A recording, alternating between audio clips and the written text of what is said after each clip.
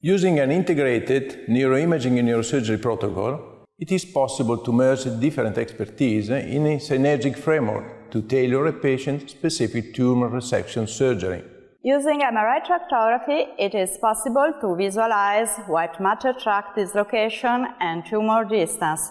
Its utility in glioma surgery has been established and can also be applied in drug-resistant focal epilepsy.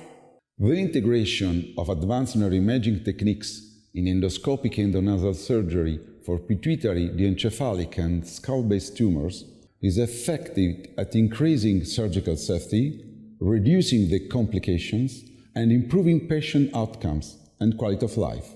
MRI tractography, combined with task of MRI, allows the monitoring of brain structural and functional reorganization after surgery. In addition, correlation with clinical outcomes are useful for clinical and research purposes. Both endoscopic endonasal surgery and advanced neuroimaging require a long training period.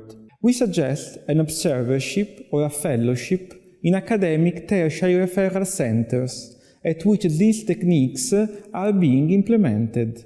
Through visual demonstration, it's possible to make the steps of this method that have not been standardized yet, and to clarify how to integrate different expertises.